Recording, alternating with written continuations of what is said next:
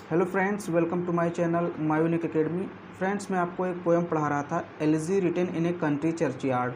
और इसको मैंने बताया था कंपोज़ किया थॉमस ग्रे ने, जो कि एक ब्रिटिश पोएट थे। तो इसकी अभी तक एक वीडियो मैंने बनाई थी, उसमें मैंने आपको इसकी समरी के बारे में बताया था थोड़ा बहुत। और मैंने आपको ये भी कहा था कि इसका एक दूसरा पार्ट भी आएगा, जिसमें हम लोग इसकी थीम की बात करेंगे, सेटिंग की बात करेंगे और इसकी जो फॉर्म एंड स्टाइल है इसकी बात करेंगे।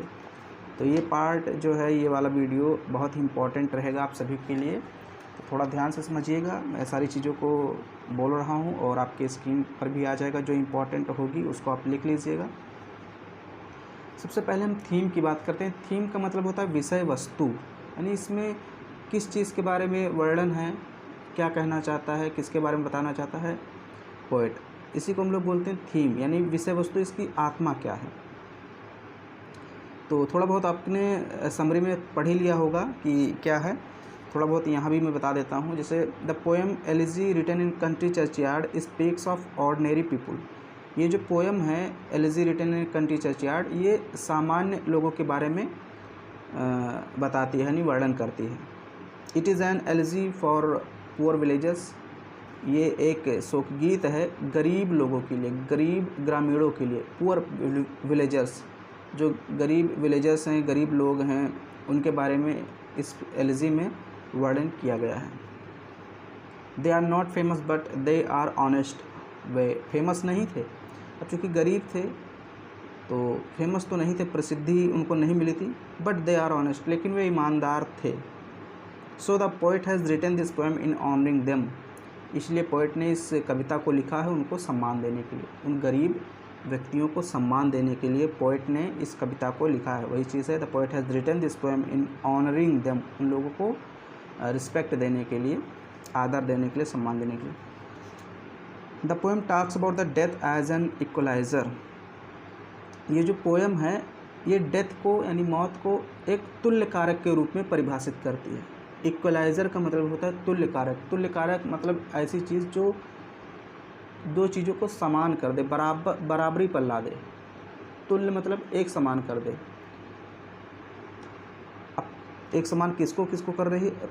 रिच और poor should end in death. Rich और poor should end in death, चाहे गरीब हो या अमीर हो, उनका अंत मौत के साथ ही होना है। यानी अमीर और गरीब को एक समान कर देती है, तो उसी चीज़ की यहाँ बात की गई। तो इतना आपको समझ में आ गया कि ये जो पोएम है वो डेथ को एज एन इक्वलाइज़र बताती है, कि डेथ एक इक्वलाइज़र की तरह है, जो रिच और पुअर व्यक्ति को, यानी कि गरीब और अमीर व्यक्ति को एक समान ला देती है, एक समान कर देती मौत के समय। मोर ओवर, साथ ही साथ, no man can escape death. कोई भी व्यक्ति जो है वो मौत से बच नहीं सकता, उससे एस्केप नहीं कर सकता। एस्केप का मतलब होता है बचना, तो आप मौत से बच नहीं सकते, ये इसमें बताया गया है। इन डेथ, मौत के समय या मृत्यु के समय, ऑल आर इक्वल, सब लोग क्या होते हैं? बराबर होते हैं। बिसाइड्स, इसके अतिरिक्त, अब देखिए ये लाइन कितनी अच्छी है। इसके अतिरिक्त, nothing including any amount of rich और glory can bring the dead to life. Nothing, नहीं, इंक्लूडिंग एनी अमाउंट ऑफ राशि, अमाउंट ऑफ रिच और glory. Nothing including any amount of rich और glory can bring the dead to life. धन और वैभव की कोई भी मात्रा, कोई भी राशि मरे हुए व्यक्ति को कभी जीवित नहीं कर सकती, उनको जीवन में नहीं ला सकती। वही चीज़ यहाँ पर बताई गई है। Nothing including any amount, any amount मतलब कोई भी राशि, कोई भी मात्रा, ऑफ रिच मतलब धन, ग्लोरी का मतलब होता है वैभव, प्रसिद्धि, यानी प्रसिद्धि, वैभव, शान शौकत या धन की कितनी भी मात्रा आप लगा दीजिए, नथिंग कैन ब्रिंग, वो नहीं ला सकती है, द डेड, मरे हुए व्यक्ति को, टू लाइफ, जीवन में। एक बार अगर व्यक्ति मर गया तो आप कितना भी पैसा खर्च कर दीजिए, कितनी भी आप प्रसिद्धि लगा दीजिए, आप कितने भी प्रसिद्ध क्यों ना हो, महान से महान वैज्ञानिक, महान से महान नेता चले गए और फिर वापस नहीं आए। वही चीज़ यहाँ पर कह रहा है। Even poor people deserve respect for their death. फिर कहता है कि जो गरीब लोग हैं वो भी रिस्पेक्ट के हकदार हैं, सम्मान के हकदार हैं। जब उनकी मृत्यु होती है उनको भी सम्मान देना चाहिए। फिर है if they had given opportunities they would have become great man in their times. अगर उनको अपॉर्चुनिटीज़ मिली होती, गरीब लोगों को अगर उनको अवसर मिला होता तो दे वुड हैव बिकम, वे बन गए होते ग्रेट मैन, महान आदमी, इन दियर टाइम्स, अपने समय में। अगर गरीब लोगों को भी अवसर मिला होता, शिक्षा मिला होता, पैसे की बाधा उनके सामने ना आती तो आज वो भी अमीर बन गए होते, महान बन गए होते। अब हम बात करते हैं इसकी सेटिंग की। सेटिंग मतलब ये किस एरिए का वर्णन करता है, गांव में लिखा गया या मैंने बताया था आपको कहाँ लिखा गया है। As far as the setting and mood, वो जहाँ तक इसके सेटिंग और भाव का बात है, भाव मतलब मिजाज, मूड, अवस्था आप कह सकते हैं। तो अगर इसके सेटिंग और मूड की बात करें, द टाइम इज़ इवनिंग, तो समय क्या है, शाम का समय है, इवनिंग का समय है। And every living being on earth, और पृथ्वी के सभी लिविंग बीइंग मतलब जीवित प्राणी, is retiring for the night, वो रात के समय वापस आ रहे हैं। रात का समय है और सभी जो जीवित प्राणी है, जीवित प्राणी का मतलब जो जीव जंतु हैं, पशु हैं, आदमी हैं, इनकी बात हो रही, ये सभी लोग, चूँकि शाम का समय है और रात होने वाली, तो सभी लोग वापस आ रहे हैं।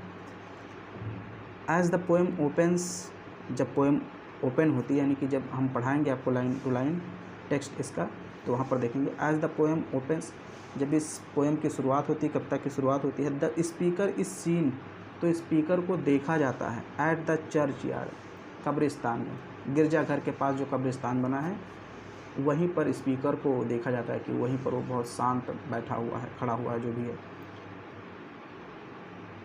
He hears the usual evening sounds, वो उस रोज़ बजने वाले साउंड्स को सुनता है। यूजुअल इवनिंग साउंड्स का मतलब यूजुअल यहाँ पर यूज़ किया, यूजुअल मतलब डेली, इवनिंग मतलब शाम को, साउंड्स मतलब जो बजता है, जो आवाज़ आती है, उसको वो सुनता है। He hears the usual evening sounds, प्रतिदिन बजने वाली उस आवाज़ को सुनता है। प्रतिदिन क्या बजती है, गिरजाघर में घंटी बजती है, उसी को वो सुनता है। The church bell is ringing, जो चर्च की घंटी है वो बज रही है। The shepherds and their cattle are returning home after the day's work, जो शेफर्ड हैं यानी कि जो चरवाहे हैं, गाय चराने जाते हैं, भैंस चराने जाते हैं, बकरी चराने जाते हैं, जो भी कह लीजिए। द शेफर्ड्स, चरवाहे, एंड देयर कैटल, और उनके जानवर, चरवाहे और उनके जानवर, आर रिटर्निंग होम, वे घर वापस आ रहे हैं, आफ्टर द डेज वर्क, दिन का सारा काम निपटा करके, यानी दिन का पूरा काम करके वो घर वापस आ रहे हैं। द लोकेशन इज़ रूरल, इस पोएम का जो लोकेशन है, यानी जो पोएम जहाँ लिखी गई वो रूरल है, मतलब ग्रामीण क्षेत्र है। The atmosphere is subdued and melancholic, atmosphere जो है वो शांत है और बहुत ही उदास है। सबड्यूस्ड का मतलब शांत, मेलंकलिक का मतलब उदास। अब शांत तो आप समझ गए, लेकिन उदास वातावरण कैसे हो सकता है? वातावरण उदास होने का मतलब है चूँकि जो कवि जो है वो कब्रिस्तान में बैठा हुआ है और वहाँ मरे हुए लोगों के बारे में सोच रहा है और चिंता व्यक्त कर रहा है, दुख व्यक्त कर रहा है कि अगर उनको भी चांस मिला होता तो वो भी महान बन सकते थे। तो इसीलिए यहाँ पर जो है कि मेलंकलिक यूज़ किया गया है, उदास यूज़ किया गया। Darkness and silence fill the place except for the hooting of the owl, the buzz of the beetle and the ringing of the bells. Darkness and silence यानी कि जो अंधकार है और साइलेंस यानी खामोशी है, शांति। कब्रिस्तान में जो अंधकार है और जो वहाँ की खामोशी है, फिल द प्लेस, वो उस स्थान को भर देती है, उस वातावरण को एक प्रकार से भर देती है। एक्सेप्ट, इसके अलावा, for the hooting of the owl, जो उल्लू की आवाज़ है। हूटिंग का मतलब उल्लू की आवाज़ होती है, जैसे बिल्ली म्याऊं म्याऊं करती है और गाय बछड़े अपना अलग राग अलापते हैं, वैसे जो आउल होता है, उल्लू होता है, उसकी भी एक आवाज़ है हूटिंग। तो उल्लू की आवाज़ भी वहाँ पर सुनाई दे रही है। The buzz of the beetle, beetle का मतलब होता है भृंग, यानी छोटे छोटे कीड़े, उनकी भिनभिनाहट भी सुनाई दे रही। बज का मतलब भिनभिनाहट, उनकी आवाज़। कभी आप रात में जाइए कहीं झाड़ियों के पीछे, जंगल के पीछे, उधर सब कहीं एरिया थोड़ा जाइए तो उसमें देखेंगे कीड़े मकोड़े की एक झन झन झन की आवाज़ आती रहती है। तो वही है द बिज ऑफ द बीटल, यानी कि जो है भृंग की आवाज़ आ रही भनभनाहट की। And the ringing of the bells, और जो बेल्स है वो तो बज ही रहा है, उसकी भी आवाज़ आ रही है। फिर है regardless of all this gloom, इस उदासी की परवाह किए बिना, रिगार्डलेस मतलब परवाह किए बिना, ऑफ ऑल दिस ग्लूम, इस उदासी की, the speaker stands in the middle of the tombstones in the graveyard. Speaker कहाँ खड़ा है? He stands in the middle of the tombstones, कब्रिस्तानों के बीच में, यानी कि कब्रों के बीच में, इन द ग्रेवयार्ड, कब्रिस्तान में जो कब्र बने हैं उनके बीच में वो खड़ा हुआ है। And while there he imagines, और वहाँ पर वो कल्पना करता है, द लाइफ्स, जीवन के बारे में, ऑफ द डेड पीपल, मरे हुए लोगों की जीवन के बारे में कल्पना कर रहा है। हु साइलेंटली स्लीप देयर, जो वहाँ चुपचाप सो रहे हैं, यानी जो कब्र में चुपचाप सो रहे हैं, वो उनके जीवन के बारे में कल्पना करता है कि अगर वो जब वो जीवित थे, अगर उनको अवसर मिला होता तो क्या क्या करते, ये सारी चीज़ें हैं। तो ये तो मैंने आपको सेटिंग बता दी कि ये कहानी, ये पोएम जो है ये कहाँ पर लिखी गई। तो मैंने बताया आपको कि ग्रामीण क्षेत्र में लिखी गई थी, और कब्रिस्तान का जो है क्षेत्र है, और सारी चीज़ें मैंने बता ही दी कि शुरुआत भी इसकी कैसे होती है। शेफर्ड और जो उसके कैटल हैं वो सब वापस आ रहे हैं, और पोएट जो है बैठा हुआ है कब्रिस्तान के पास, एक खड़ा हुआ है। फिर अब हम इसकी फॉर्म एंड स्टाइल की बात करते हैं। The poem elegy written in country churchyard consist of 32 stanzas, यानी कि इस पोएम में 32 स्टैंजा है, 32 स्टैंजा हैं। ईच स्टैंजा हैज़ 4 लाइन्स, और प्रत्येक स्टैंजा में 4 लाइनें हैं, यानी कि 32 स्टैंजा हैं और एक एक स्टैंजा में 4 लाइन हैं। As an elegy this poem mourns the death of ordinary man, जो सामान्य लोग हैं उन लोगों की मृत्यु पर इस कविता में शोक व्यक्त किया जाता है। In this poem great talks about the death age and the lifes of the middle class people, जो मध्यम वर्गीय लोग हैं उनके मृत्यु के बारे में बात की गई है इस पोएम में। 4 lines with iambic pentameter constitute each stanza, यानी कि जो प्रत्येक स्टैंजा है उसकी प्रत्येक लाइन एम्बिक पेंटामीटर में लिखी गई है। अब एम्बिक पेंटामीटर क्या होता है यहाँ पर मैं नहीं डिस्कस करूँगा, इसके लिए अलग वीडियो बना दूँगा। फिलहाल आप ये जानिए कि जो इस पोएम की लाइनें हैं वो एम्बिक पेंटामीटर में लिखी गई हैं। ए पेंटामीटर कंसिस्ट ऑफ 10 सिलेबल्स, और एक पेंटामीटर में 10 सिलेबल्स होते हैं। सिलेबल्स क्या है इसके लिए भी आप यूट्यूब पर बहुत सारी वीडियोज़ होंगी, देख लीजिए, या फिर मैं बना दूंगा। अभी ये सारी चीज़ें डिस्कस यहाँ नहीं करूँगा। तो लाइनें जो हैं वो एम्बिक पेंटामीटर में लिखी गई हैं। छंद, मीटर मतलब छंद, जैसे हिंदी में छंद होते हैं वैसे ही यहाँ पर मीटर उसको बोलते हैं, बस इतना जान लीजिए। एम्बिक पेंटामीटर में लिखी गई हैं, और एक पेंटामीटर में 10 सिलेबल्स हैं। Also the first and the third lines rhyme at the ending. अब ये थोड़ा आपको समझने वाली बात यहाँ पर है। Also the first and the third lines rhyme at the ending, यानी कि फर्स्ट और थर्ड लाइन को आप देखिए। आप अब अगर आपके पास स्टैंजा है, आपके पास बुक है, तो उसको खोल लीजिए, तभी ये चीज़ आपको समझ में आएगी। फर्स्ट स्टैंजा की पहली लाइन देखिए, उसमें लिखा हुआ है पार्टिंग डे। तो डे लास्ट वर्ड क्या है फर्स्ट लाइन की? डे। और फिर तीसरी लाइन देखिए, उसके लास्ट में क्या है? Very way. तो वे को देखिए, पहले लाइन का आखिरी शब्द, आखिरी वर्ड जो है डे है, और तीसरे लाइन का आखिरी शब्द वे। डे और वे लगभग एक जैसे मिलते हैं, डे वे, तो इसी को बोलते हैं मिलता जुलता है, इसी को राइमिंग बोलते हैं। राइमिंग इसी को बोलते हैं। और फिर कह रहा है कि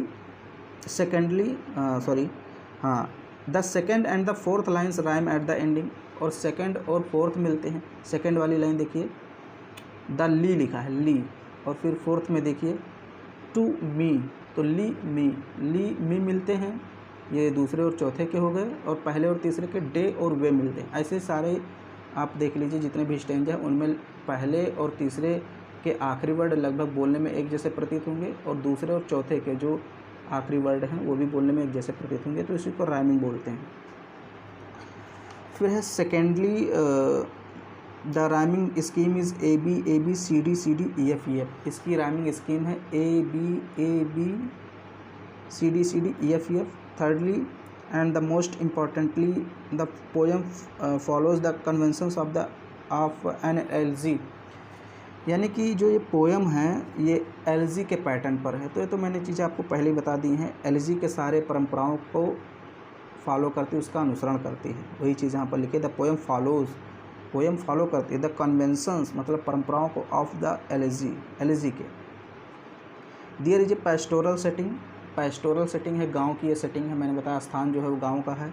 however there are no pastoral characters, हालांकि इसमें कोई कैरेक्टर्स नहीं, किसी आपने देखा किसी कैरेक्टर्स की बात नहीं की गई, किसी चरित्र की, किसी पार्टिकुलर व्यक्ति के बारे में बात नहीं की गई है। The poem ends in the poet's own epitaph, इस कविता की समाप्ति कब होती है? जब पोएट्स अपने खुद के बारे में लेख लिखता है, यानी अपने बारे में दुख व्यक्त करते हुए इस पोएम की समाप्ति करता है। मैंने बताया था एपिटैफ का मतलब एक शोक गीत की तरह ही होता है। In addition to its great content, इसके अलावा इसका जो महान कंटेंट है, the poem has beautifully executed figures of speech, इस पोएम में बहुत सुंदरता से फिगर्स ऑफ स्पीच का यूज़ किया गया। फिगर्स ऑफ स्पीच यानी कि जो अलंकार वगैरह हैं उनका यूज़ किया गया है। In the stanza that talks about hidden gems and desert flowers, इसमें दो यहाँ पर दिए गए हैं, दो वर्ड, इसको मैं आपको थोड़ा यहाँ पर डिफ़ाइन कर देता हूँ। हिडन जेम्स की बात की गई है एंड द डिजर्ट फ्लावर्स की बात की गई है। अब हिडन जेम्स इस पोएम में क्यों आया है और डिजर्ट फ्लावर्स क्यों आया है? जैसे मैं आपको यहाँ पर बताऊँ कि डिजर्ट फ्लावर्स का मतलब ऐसे फूल जो रेगिस्तान में उगते हैं और रेगिस्तान में ही उनका अंत हो जाता है, कोई उनकी खुशबू ले नहीं पाता, उनको देख नहीं पाता, उनके महत्व को नहीं पहचान पाता, तो इनको डिजर्ट फ्लावर्स बोला गया है। हिडन जेम्स का मतलब कुछ ऐसे रत्न होते हैं जो बहुत छुपे हुए रहते हैं, कोई उनकी समुद्र में बहुत गहराई में रत्न होते हैं, उनके बारे में कोई जान ही नहीं पाता कि इनका महत्व क्या है। तो ऐसे ही यहाँ पर कुछ लोग होते हैं गांव में जिनके अंदर बहुत टैलेंट होता है, लेकिन उन्हें कोई नहीं जान पाता, वो जन्म लेते हैं और मर जाते हैं क्योंकि उनको अवसर नहीं मिला, और उनके मरने के साथ ही उनका टैलेंट भी जो है कि उन्हीं के साथ दफन हो जाता है कब्र में। तो वही चीज़ यहाँ पर तुलना की गई है कि डिजर्ट फ्लावर्स जैसे होते हैं वैसे ही ग्रामीण के लोग होते हैं। जैसे डिजर्ट फ्लावर्स को कोई नहीं देख पाता, वो मरुस्थल में उगे और मरुस्थल में ही समाप्त हो गए, ऐसे ही गाँव के लोग होते हैं। तो वही चीज़ यहाँ पर है। और the poverty was an obstacles in their path of progress, जो गांव के लोग होते हैं उनके उन्नति के मार्ग में बाधा क्या होती है? पॉवर्टी यानी गरीबी। He imagines the hidden power of these peasants, poet जो है वो इन लोगों के अंदर छिपे हुए पावर की बात करता है, हिडन पावर उसकी बात करता है। They could have been great musicians, singers and politicians if they had given chance, अगर उनको चांस मिला होता तो वो भी म्यूजिशियंस बन गए होते, कोई संगीतक बनता, कोई सिंगर्स बनता यानी गीतकार, संगीतकार, कोई राजनीतिक बन गया होता, राजनेता बन गया होता। But they could not become any of this because they remain uneducated, लेकिन वे इनमें से कुछ नहीं बन पाए क्योंकि वो अशिक्षित थे, तो उनको शिक्षा का चांस ही नहीं मिला। अब वो चाहे कोई भी प्रॉब्लम हो, फाइनेंशियल प्रॉब्लम हो या अन्य कोई प्रॉब्लम हो, तो जो गरीब लोग हैं गांव के उनको चांस नहीं मिला आगे जाने का, तो इस कारण वे ना तो पॉलिटिशियंस बन पाए, ना तो म्यूजिशियंस बन पाए, ना तो सिंगर्स बन पाए, ना तो कोई नेता बन पाए, कुछ भी नहीं बन पाए, महान नहीं बन पाए। उनका जो टैलेंट था, आप देखते हैं कि गांव के कुछ लोग होते हैं इतना अच्छा गाते हैं कि अच्छे अच्छे गायक फेल हो जाते हैं, लेकिन चूँकि उनको अवसर, वो मंच नहीं मिल पाता, इसलिए उनका टैलेंट उन्हीं के साथ चला जाता है। तो डिजर्ट फ्लावर्स और हिडन जेम्स कहने का मतलब यही था। तो ये मैंने आपको यहाँ पर बता दिया कि इसकी समरी क्या थी, थीम्स क्या थी, सेटिंग क्या था, फॉर्म एंड स्टाइल क्या था, सारी चीज़ें मैंने डिस्कस कर दी हैं। अब इसको हम लोग टेक्स्ट पढ़ेंगे, इसका जो है कि लाइन बाय लाइन एक एक वर्ड पढ़ाऊँगा, तो थोड़ा लंबा जाएगा क्योंकि मैंने बताया 32 स्टैंजास हैं, तो बहुत ज़्यादा हैं एक प्रकार से। आपको ये वीडियो 2-3 बार देखना पड़ेगा ताकि जब मैं स्टैंजा पढ़ाऊँ वहाँ पर तो आपको समझ में आए। कुछ तो आपको आ ही गया होगा कि आखिर इसमें क्या बात हो रही है। बाकी इसका जो PDF है ये आपको टेलीग्राम चैनल पे सेंड कर दिया जाएगा, वहाँ से आप जो है कि पा सकते हैं इसको टेलीग्राम चैनल पे। और वीडियो अगर पसंद आ रही तो इसको लाइक कर दीजिए, शेयर कर दीजिए। चैनल पे पहली बार हैं तो चैनल को सब्सक्राइब भी कर लीजिए आप सभी लोग।